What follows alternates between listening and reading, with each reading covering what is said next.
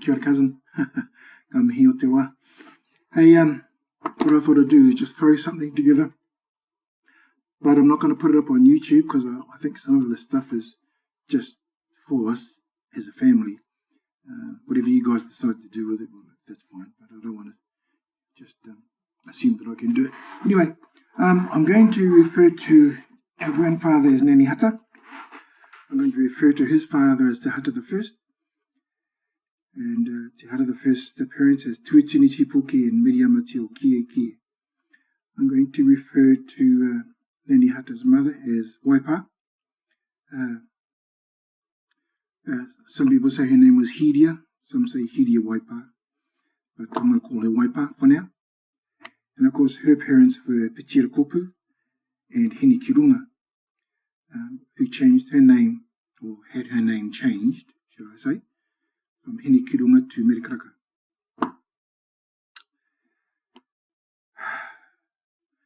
I will also leave the finer details of whakapapa to fellows like Kiwa. It's basically all documented, that's the thing. But, and for those who want to search it out, most of it's on Google. It's on the internet. A lot of the Māori land court records are on the internet now, and that's where Nanny Hata, well, that's where they actually took whakapapa that Nanny Hata had and put it up there. And the other source of our whakapapa is our relations over in Manituke. It's Anthony Whaitiri, Nick Nikora, Jody Wiley, all those fellas, because they're madly researching their side. And so from Miriam Tipoki, that's Tuanakahere Tipoki, Uriwe Tipoki, Paku Tipoki, Ngā Kawainga Tipoki. So all that Gisborne side is being researched by them. Anyway, let's start with Nanny Hata. So in order to sort of to get a good idea of Nanny Hata and his whakapapa, we need to sort of go back to the times that he was born in. Nanny Hata was born in 1880. His father, Te Hata the First, had only recently come back from living in Waikato at Te Kuiti with Te Koti, because Te Hata the First was one of Te Koti's right-hand men. So Te Hata the First had just recently come back to Manituke. He'd written a letter to his mother, saying he wanted to come home. All these years of fighting for Te Koti would have taken a toll on him. He was only 27 when he passed away. That's very young. Anyway, Nanny Hata was born in 1880. The record books say that he would have been born in Wahirere. Now, I challenge that thought because Pichira Kopu had been dead at least 10 years before our Nanny was born, and therefore Pichira Kopu's kāinga would not have been as productive or busy as it was when he was alive. And given that Nanny Hata is buried at Pahawai Urupa, to me, it was his grandmother, Merikaraka, that had more of a say in his life and upbringing than his descent from Pichira Kopu. As we know, it was Merikaraka's whakapapa that, which is where the Ariki line comes through. And that Ariki line goes right back to Kahui Taniwha. It's back right back to Hini Koroko and those fellas. And it's interesting that the Ariki line doesn't come through the Waka, it doesn't come through Takitema, it comes through those tangata whenua that were there. So, in my opinion, Nanny Hata would have been born either on Taupara, where Merikaraka and her father, Hawea Te Marama, are buried. What's her name? George's girl is living on that block, I think, George's girl. So that's where, I forget the block name, but that's where Merikaraka and her father are actually buried, side by side. I didn't get a chance to get there and look at it when I was back in Wairoa, but anyway, someone else might be able to just discern where the graves are. I believe he would have been born there, which is a different scenario to being born at Wahirere, at Pichira Kupu's, on Pichira Kupu's land. So he was born in 1880. His brother Whenua was born 2 years later. And that would suggest that his father, Te Hata I, was around for at least 3 years. Te Hata I passed away in 1885, so just after his 2 sons were born. Tipoki was living in Tekwiti at that time. Tipoki had buried his guns, as the saying goes, and became a man. He became a man of peace. And now the thing is, Nanny Hata's grandmother, Merikaraka, actually believed in the thoughts of Te Kooti in the sense of saving our land and not letting it get into the hands of the Pākehā. Now, unfortunately, with our Pakawai blocks, Merikaraka actually lost a lot of it because when she came back from Waikato, she had lost a lot of her land through, let me just say, various means. So, Merikaraka took her 2 grandsons and their mother, Waipa Kopu, and went to live in Waikato alongside Te Kooti to learn more about this ringatu and to sort of get an understanding of what I guess her role, or perhaps her moko's role in this case, would be as far as the church was concerned. So from that, you could safely suggest that Nanny Hata was brought up ringatu. He would have known all the karakias, he would have known all the chikanga, everything to do with the hahi, ringatu church. Not only that, because he was at Te Kuiti with Te Kooti, and Te Kooti was living under the protection of Tāwhiao, the Waikato king, Nanny Hata would have been a contemporary of King Koroki.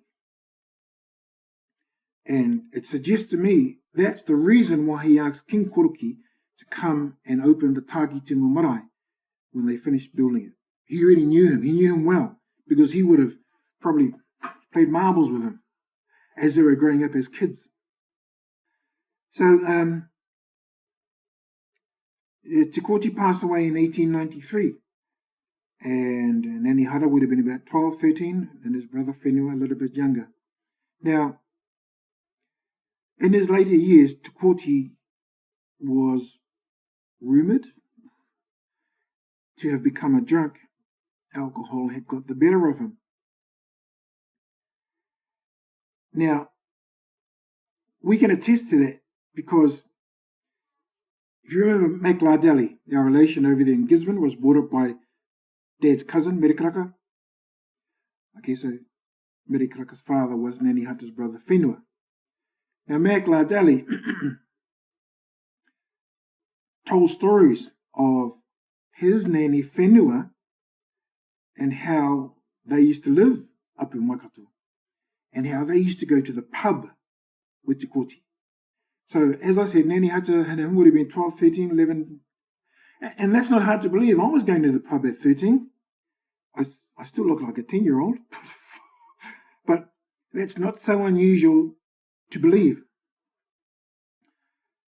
So, after Te Kooti passed away, Merikaraka came back to Wairoa and brought her mokos with her. So,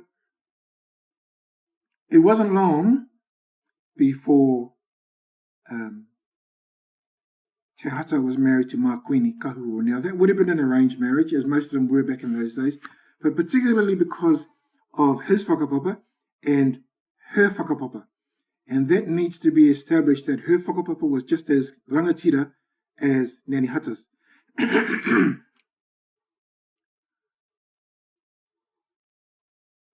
And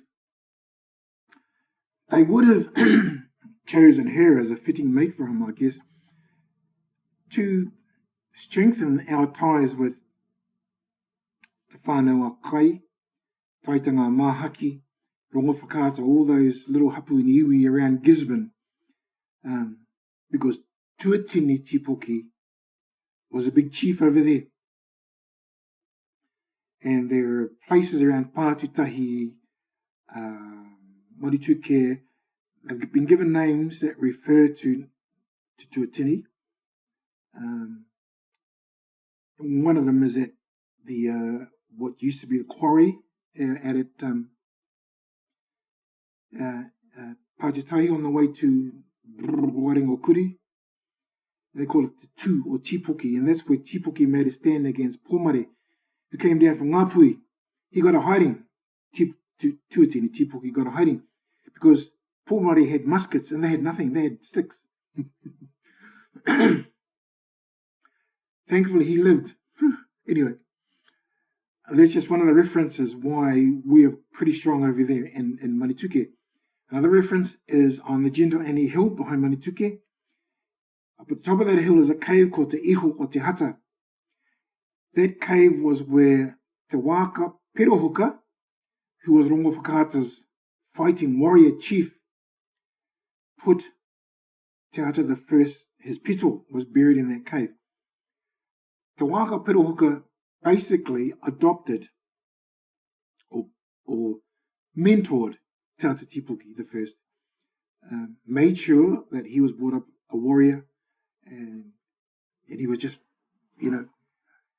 when Te Waka Perohoka died, his mana descended to Te Hata Tipoki the First.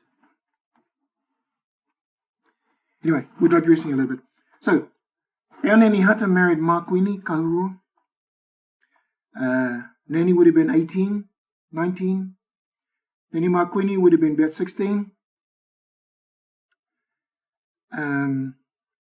So they were married in 1893. Yeah. They were married in 1893. Oh my goodness. No, 1898. Sorry, cuz. 1898. They were married.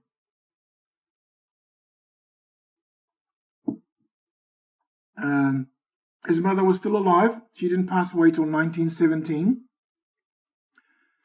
His father, Te Hata the First, was dead. He passed away in 1885. His grandmother, Merikaraka, would have been dead as well. So when he was married, he was given 2 houses to live in. And they were on that Pāhawai 14B, 14C block on the corner there. Story goes, not, and these words are not just from Dad, but they're from one of those karuas. There were 2 houses. Nanny Hata and Makuni lived where the old walnut tree used to be before somebody, before it fell over. So that area was where they lived. Now, the name of the house that Nanny Hata and Makuni lived in was Huitarangiora. Huitarangiora was one of the axes, or the toki. One that was used to carve the Takitino canoe, and 2 that came across on the Takitino canoe. So it was a very, very, very tapu name. And I don't know the name of the other house that they were in. But as you may be familiar with, Anima Queen had a few miscarriages and stillbirths. Some people say she lost 8 kids. I think Dad said it was about 5. And it got to a stage where the old folk, the old Karawas living in Frasertown there, said to them, hey, the house you're living in is too tapu. The name is too tapu, and it's causing your whakapapa line to break. So they up camp Nanny Hata and Nanny Makwini, and they moved over to Putahi, down the bottom of the hill, sort of. And they made a house there. Now, the details of that house I don't know because no one ever told me what they were. What I do know is Nanny Makwini was built her own special whare kohanga, and she started delivering her kids there. Of course, the first one to survive was Uncle Whitiora. He was named Whitiora because of just that. He was the first to survive. And when he was born, Nanny Hata said, right, this is my first to survive. Whatever that kid does, we need to follow. And we can't do anything until that kid does it first. Which is really, really, I mean, that smacks of real ancient, sort of tikanga and belief stuff. So, Nanny Makwini wasn't allowed to leave the house because she couldn't go anywhere that Whitiora went first.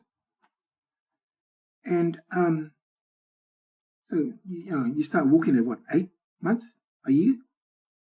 So she was stuck in that place for that long before she could actually get up and move around, as it were. So, as you know, Uncle Whitiora was what they call tame, which is more about, for me, it's about loss of balance rather than anything. And whilst I say he was deaf and suffered those sorts of the aftermath of being deaf, he was certainly no less intelligent. He was a clever man. Along came the other kids. So we can sort of suggest or surmise that Nanny Hata would have been around 26 or so, 27 or so. No, maybe even longer than that, eh? He would have been almost in his 30s before his kids started to be of age. Because in 1920, okay, so according to what I've been given, in 1920, Nanny Hata was on Mahurangi full time. So his kids would have still been young. And from there, of course, he took up the active leadership role. He was always a spiritual leader. He was always a spiritual leader. In the 1920s and 1930s, when James Carroll, Hapi Ranangata, and all those other politicians were in place, Mahurangi was one of their regular ports of call.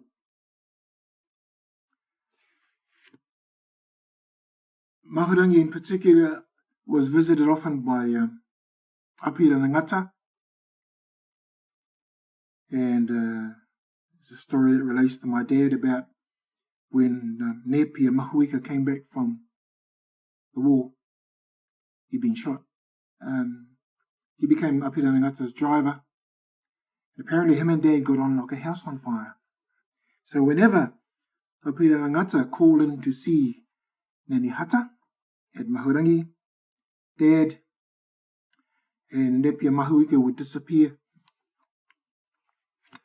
I don't know what the stories are. You can just imagine what they got up to. Anyway, Dad was still regarded as a gentleman, apparently, by some sources.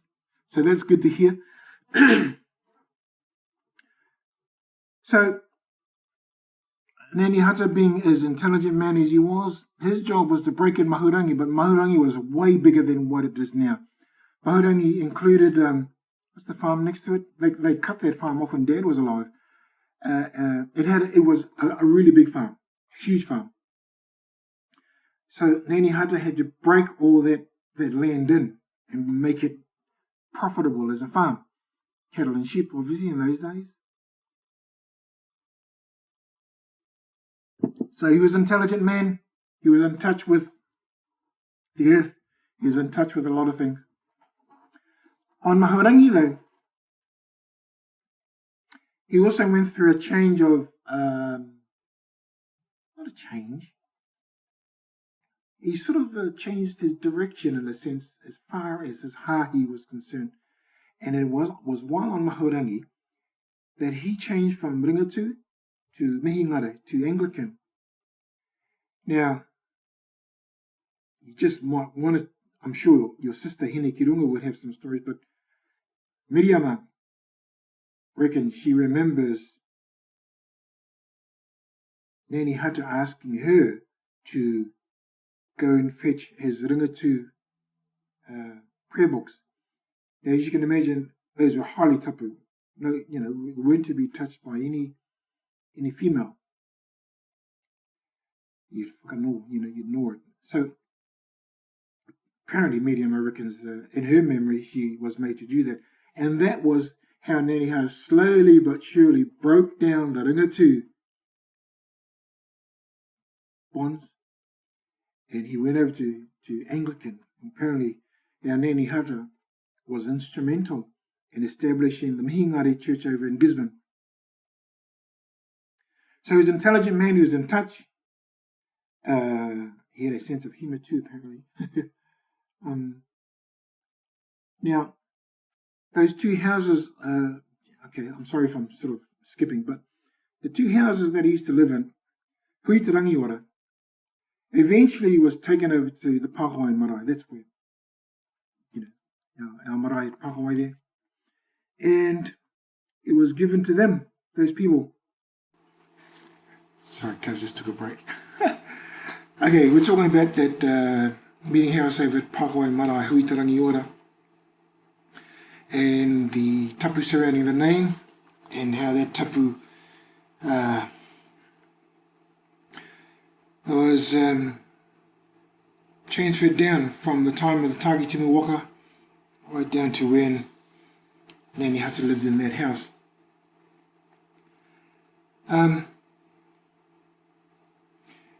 That meeting house at Pākawai is no longer called Huitarangiora.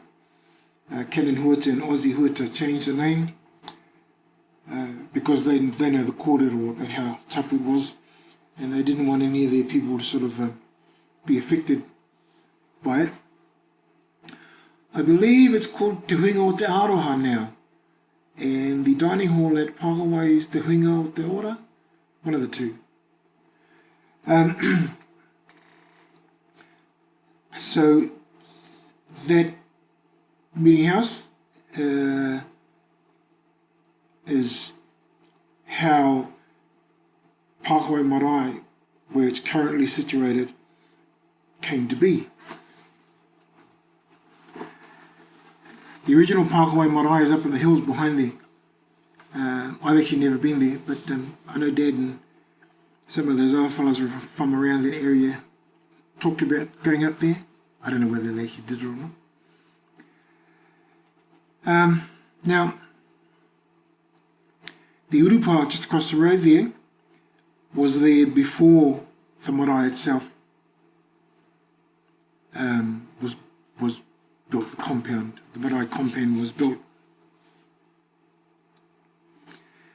The urupa has a name. The name of it is Turua o Rākai Hākeke.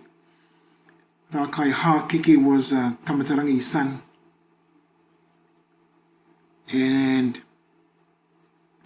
you would have heard the stories, I guess, of that huge battle that took place over the river on Taupara, on that block.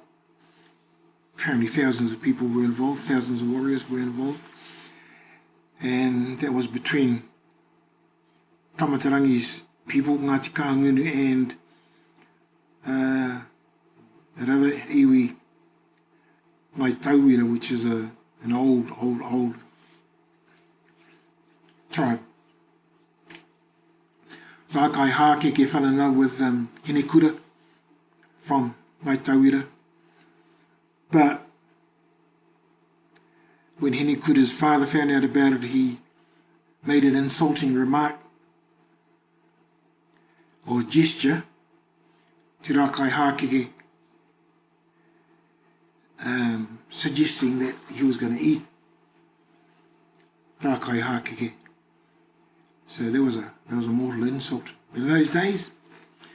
And the battle ensued over on Taupara. Now, the other meeting house that Nanny Hata and Nanny Makwini lived in, that was also taken away from Pāhawai, and it was taken across the river over to Rāmoto where the huitas are. Now I believe that they actually named that house Te Huinga or Te Ora as well. But, someone will probably correct me. And that was done in the time of Tamiana, Huata, and those fellas. So when those Huatas passed away, they were buried in their urupa on their block at Rāmoto, and the name of that urupa is Te Poho o Rākai Hākeke.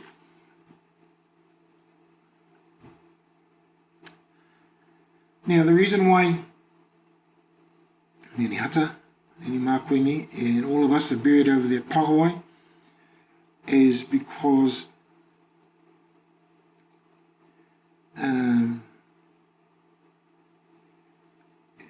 buried there is one of our old tupuna, one of our old ancestors. And like a lot of our urupa, it was more and more people die every day, so they decided to start using it as a public cemetery. So I think there's a lot of background information on Nanny Hata. Whakapapa-wise, I'll leave that, as I said, in Kiwa's hands. If you wanted to sort of get particular names, I don't know. One thing I gathered from Nanny Hata was his intelligence and his aroha for the people. Dad always said to me that our role as leaders was to work for the people and to help the people. There is not supposed to be anything in there for us. Otherwise, our family would own probably all of Wairua and half of Manituke as well, because of where our whakapapa goes. But we don't.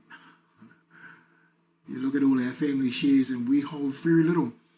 Some of it because, like Pāhawai, other people gained ownership of shares in the way that they did. And as I said, it's not for us to make money out of the land. It was for us to assist the people and help the people. And I don't know about you, but that's the most frustrating thing I've ever encountered. I mean, I deal with the public all the time, and I've got to tell you, the public are stupid. They're idiots. And I can see how frustrating it would have been for Nanny Hata, because he got kicked in the guts too, even when he was alive. Same with my father. Dad got kicked in the guts by the people who were supposedly... Anyway. So I think to re-establish Nanny Hata as the royal family is probably going to be a good thing. And so just kia kaha. Te manawa nui. Kia ora tunu mai ngā kōrero, ngā kupu, ātō tāua, koraua. I'm going to leave it at that because there's probably so much in there. And as I said, I won't put this up as a public thing on YouTube, but I'll send the link anyway to the family. I'll do it again later, and I'll just water it down slightly so that it doesn't sound as if we're sort of up ourselves. Yeah, anyway. So, take care of yourself, cuz. All the best, and hopefully we might catch you sometime sooner or later. Hey, kia ora.